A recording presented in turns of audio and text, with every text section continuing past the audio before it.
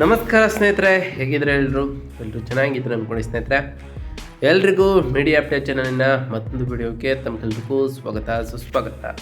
ಸ್ನೇಹಿತರೆ, 2026 ಈ ಜನವರಿ 20 ನಂತರ ಮೇಷ ರಾಶಿಯವರ ಜೀವನದಲ್ಲಿ ಏನೆಲ್ಲ ಅದೃಷ್ಟ ಬಲಿಯಲಿದೆ, ಈ ಜನವರಿ 20 ನಂತರ ಆಗ್ತಿರುವಂತಹ ಗ್ರಹ ಸಂಚಾರಗಳು ನಿಮ್ಮ ಜೀವನದಲ್ಲಿ ಏನೆಲ್ಲ ಬದಲಾವಣೆಗಳನ್ನು ತರಲಿದೆ, ನಿಮ್ಮ ಜೀವನದ ವಿವಿಧ ಅಂಶಗಳಾದಂತಹ ವೃತ್ತಿ, ಆರೋಗ್ಯ, ವೈವಾಹಿಕ ಜೀವನ, ಆರ್ಥಿಕ ಪರಿಸ್ಥಿತಿ, ಕೌಟುಂಬಿಕ ಜೀವನ, ವ್ಯವಹಾರ ಮತ್ತು ಶಿಕ್ಷಣಕ್ಕೆ ಸಂಬಂಧಪಟ್ಟಂತೆಯೇ ಏನೆಲ್ಲ ಬದಲಾವಣೆಗಳನ್ನು ಈ ಮೇಷ ರಾಶಿಯವರು ಈ ಜನವರಿ 20 ನಂತರ ಕಂಡಿದ್ದೀರಿ, ಯಾವುದರಲ್ಲಿ ಅದೃಷ್ಟವರಲ್ಲಿದೆ, ಯಾವುದರಲ್ಲಿ ಬಹಳ ಎಚ್ಚರಿಕೆಯನ್ನು ವಹಿಸಬೇಕು, ಇರುವಂತಹ ಸಮಸ್ಯೆಗಳಿಗೆ ಸರಳ ಪರಿಹಾರಗಳೇನು ಎಂಬುದನ್ನು ಕೂಡ ಇದೇ ವಿಡಿಯೋದಲ್ಲಿ ತಿಳಿಸ್ಕೊಡ್ತಾ ಹೋಗ್ತಾನೆ ಸ್ನೇಹಿತರೆ.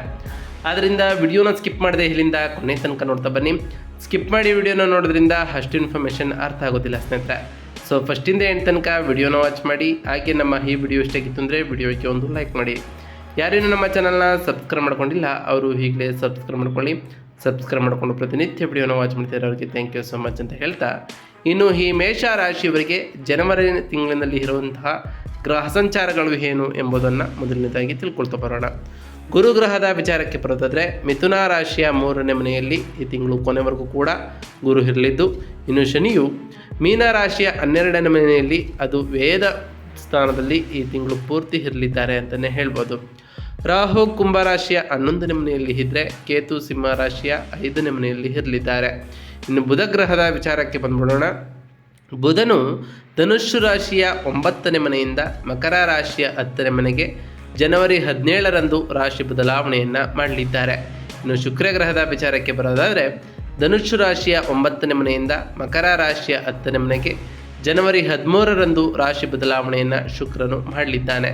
ಇನ್ನು ಮಂಗಳ ಗ್ರಹದ ವಿಚಾರಕ್ಕೆ ಬರೋದಾದರೆ ಧನುಸ್ಸು ರಾಶಿಯ 9ನೇ ಮನೆಯಿಂದ ಮಕರ ರಾಶಿಯ 10ನೇ ಮನೆಗೆ ಜನವರಿ 16ರಂದು ರಾಶಿ ಬದಲಾವಣೆಯನ್ನು ಮಂಗಳನು ಮಾಡಿದರೆ, ಇನ್ನು ಸೂರ್ಯಗ್ರಹದ ವಿಚಾರಕ್ಕೆ ಬರೋದಾದರೆ ಧನುಸ್ಸು ರಾಶಿಯ 9ನೇ ಮನೆಯಿಂದ ಮಕರ ರಾಶಿಯ 10ನೇ ಮನೆಗೆ ಜನವರಿ 14ರಂದು ಪ್ರವೇಶವನ್ನು ಮಾಡಿದ್ದಾರೆ ಸ್ನೇಹಿತರೆ.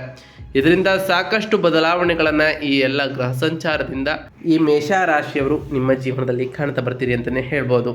ಈ ಜನವರಿ ತಿಂಗಳಿನಲ್ಲಿ ನಿಮ್ಮೊಳಗೆ ಒಂದು ದೊಡ್ಡ ಶಕ್ತಿ ಬೆಳೀತಿರುವಂತಹ ಭಾವನೆಯೊಂದು ಪ್ರಾರಂಭವಾಗ್ಬೋದು.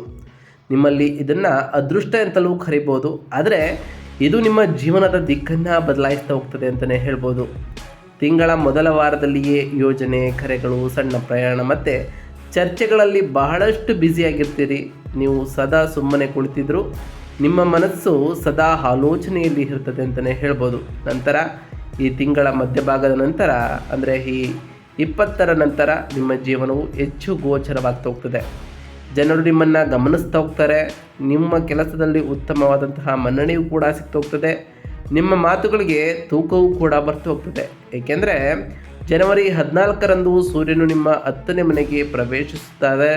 ಹಾಗೆಯೇ ಜನವರಿ 16ರಂದು ಕುಜನು ಅದೇ 10ನೇ ಮನೆಗೆ ಉಚ್ಚ ಸ್ಥಾನದಲ್ಲಿ ಬಂದಿರೋ ಕಾರಣ ಇದು ನಿಮ್ಮಲ್ಲಿ ಬಡ್ತಿ, ಪಾತ್ರ ಬದಲಾವಣೆ, ನಾಯಕತ್ವದಂತಹ ಕರ್ತವ್ಯಗಳು ಮತ್ತು ಮೇಲಾಧಿಕಾರಿಗಳಿಂದ ಬೆಂಬಲ ಪಡೆಯಲು ಪ್ರಬಲವಾದಂತಹ ಗ್ರಹ ಸಂಚಾರವಾಗಲಿದೆ ಅಂತಲೇ ಹೇಳ್ಬೋದು. ಅದೇ ಸಮಯದಲ್ಲಿ 12ನೇ ಮನೆಯಲ್ಲಿರುವಂತಹ ಶನಿ ಖರ್ಚು ಮತ್ತು ಮಾನಸಿಕ ಒತ್ತಡವನ್ನು ಕೂಡ ಹೆಚ್ಚಿಸಲಿದ್ದಾರೆ.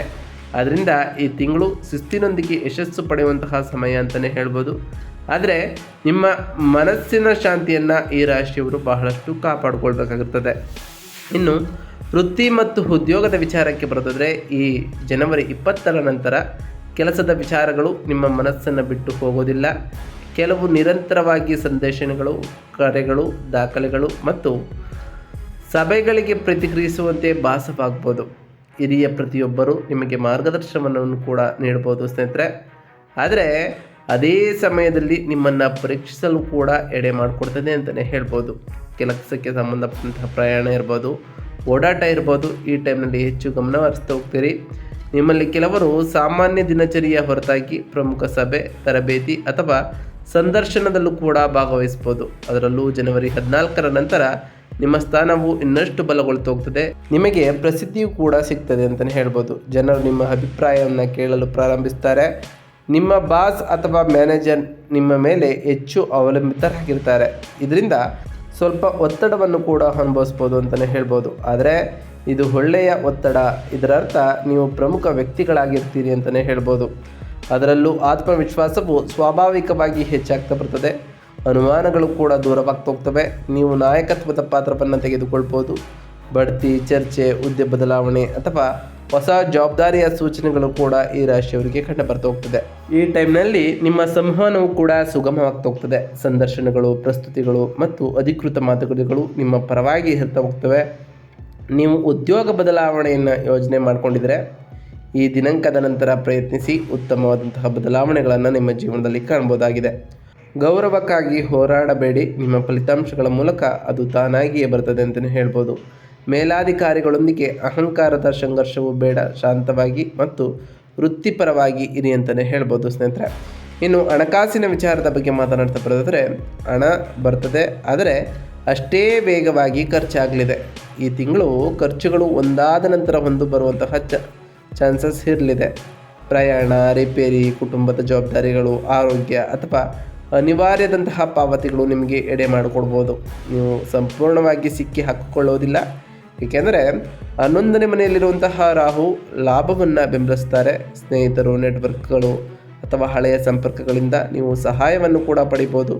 ಬಾಕಿ ಇರುವಂತಹ ಪಾವತಿ ಇರ್ಬೋದು ಅಥವಾ ಪ್ರೋತ್ಸಾಹಧನ ಮೂಲಕ ಉತ್ತಮವಾದ ಆದಾಯವೂ ಕೂಡ ನಿಮಗೆ ಸಿಗಲಿದೆ. ಹೂಡಿಕೆಗಳನ್ನು ಯೋಜಿಸಲು ಮತ್ತು ದೀರ್ಘಕಾಲೀನ ಆರ್ಥಿಕ ನಿರ್ಧಾರಗಳನ್ನು ತೆಗೆದುಕೊಳ್ಳಲು ತಿಂಗಳ 2ನೇ ವಾರದ ನಂತರ ಬಹಳಷ್ಟು ಉತ್ತಮವಾಗಿತ್ತು. ಈ ಜನವರಿ 20ರ ನಂತರವೂ ಕೂಡ ಏನಾದರೂ ದೊಡ್ಡದನ್ನು ಖರೀದಿಸಲು ಯೋಚನೆಯನ್ನು ಮಾಡಿಕೊಂಡಿದ್ರೆ ಶಾಂತವಾಗಿ ಯೋಚನೆಯನ್ನು ಮಾಡ್ತಾ ಬನ್ನಿ. ಒತ್ತಡ ಹೆಚ್ಚಾದರೆ ಶಾಪಿಂಗ್ ಮಾಡುವ ಮೂಲಕ ಸಮಾಧಾನ ಪಟ್ಟುಕೊಳ್ಳಬೇಡಿ. ಸ್ವಲ್ಪ ಹಣವನ್ನು ಉಳಿಸ್ಕೊಳ್ತಾ ಬನ್ನಿ. ಏಕೆಂದರೆ 12ನೇ ಮನೆಯಲ್ಲಿರುವಂತಹ ಶನಿಯು ಹಠಾತ್ ಅನಿವಾರ್ಯ ಖರ್ಚುಗಳನ್ನು ತರಬಹುದು. ಅದರಿಂದ ಹಣಕಾಸಿನ ಮೇಲೆ ಗಮನ ಕೊಡ್ತಾ ಬನ್ನಿ ಅಂತಲೇ ಹೇಳ್ಬೋದು. ಇನ್ನು ಕುಟುಂಬ ಮತ್ತು ಸಂಬಂಧಗಳ ವಿಚಾರದ ಬಗ್ಗೆ ಮಾತನಾಡ್ತಾ ಬರೋದಾದರೆ, ಕೌಟುಂಬಿಕ ಜೀವನವು ಬೆಂಬಲಿತವಾಗಿರ್ತದೆ. ಮಗು ಅಥವಾ ಕಿರಿಯ ಕುಟುಂಬ ಸದಸ್ಯರು ನಿಮಗೆ ಹೆಮ್ಮೆಯ ಕ್ಷಣವನ್ನು ತರ್ಬೋದು ಅಂತಲೇ ಹೇಳ್ಬೋದು. ನಿಮ್ಮ ಸಂಗಾತಿ ನಿಮಗೆ ಬೆಂಬಲವನ್ನು ನೀಡ್ತಾ ಬರ್ತಾರೆ. ಆದರೆ ನೀವು ಕೆಲಸದಲ್ಲಿ ಹೆಚ್ಚು ಬ್ಯುಸಿಯಾಗಿರ್ತೀರಿ. ನೀವು ತುಂಬ ನೇರವಾಗಿ ಮಾತನಾಡಿದರೆ ಅಥವಾ ಮೌನವಾಗಿದ್ದರೆ ಸಣ್ಣ ತಪ್ಪು ಗ್ರಹಿಕೆಗಳು ಕೂಡ ಉಂಟಾಗ್ಬೋದು. ಸರಳವಾದ ಪ್ರಾಮಾಣಿಕ ಸಂಭಾಷಣೆಯು ಎಲ್ಲವನ್ನು ಪರಿಹರಿಸ್ತದೆ ಅಂತಲೇ ಹೇಳ್ಬೋದು.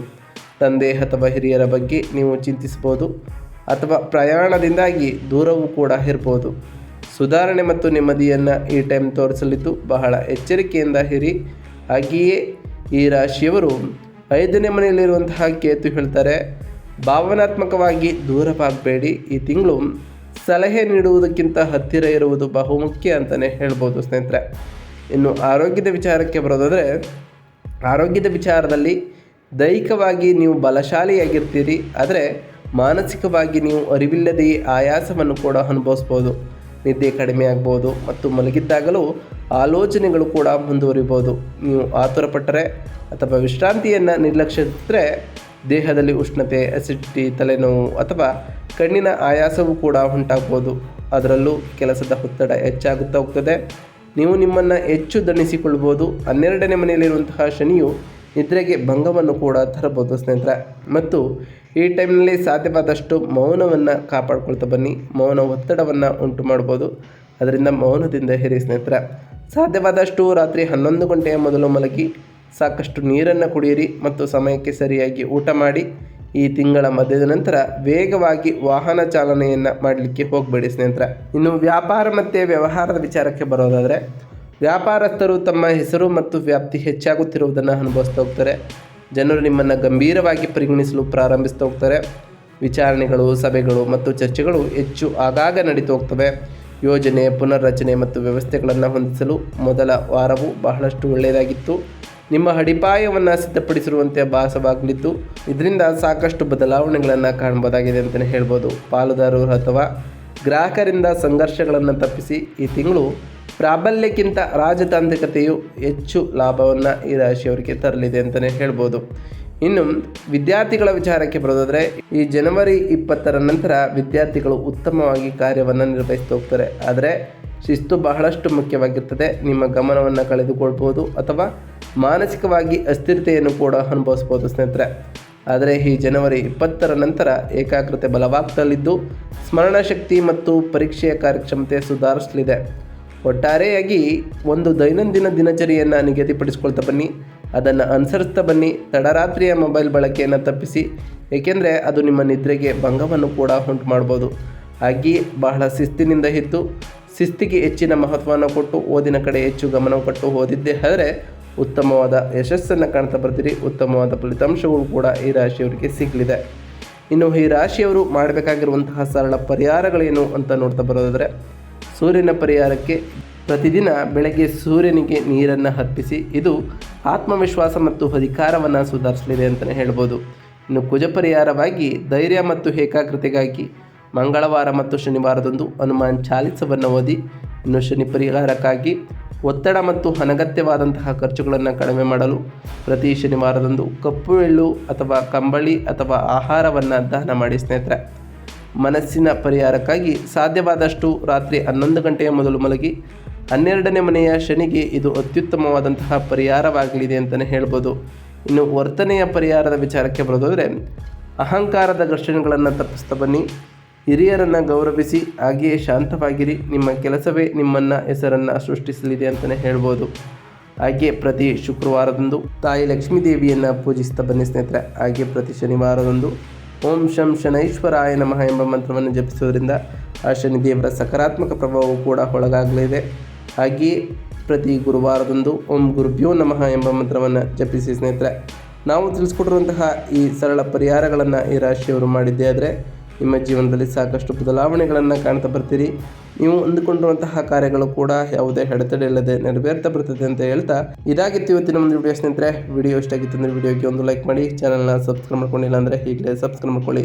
ಸಬ್ಸ್ಕ್ರೈಬ್ ಮಾಡ್ಕೊಂಡು ಪ್ರತಿನಿತ್ಯ ವಿಡಿಯೋನ ವಾಚ್ ಮಾಡ್ತಿರೋರಿಗೆ ಥ್ಯಾಂಕ್ ಯು ಸೊ ಮಚ್ ಅಂತ ಹೇಳ್ತಾ, ಹಾಗೆ ಕಮೆಂಟ್ನಲ್ಲಿ ಓಂ ಶನೈಶ್ವರಾಯ ನಮಃ, ಓಂ ಅಂಗರಾಯಕಾಯ ನಮಃ, ಓಂ ಗುರುಭ್ಯೋ ನಮಃ, ಓಂ ಲಕ್ಷ್ಮೀನಾರಾಯಣಾಯ ನಮಃ ಎಂದು ಕಮೆಂಟ್ ಮಾಡಿ ಸ್ನೇಹಿತರೆ.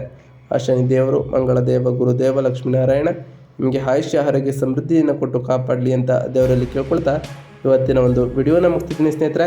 ಸಿಗ್ತೀನಿ ಮತ್ತೊಂದು ವಿಡಿಯೋದೊಂದಿಗೆ. Thank you for watching.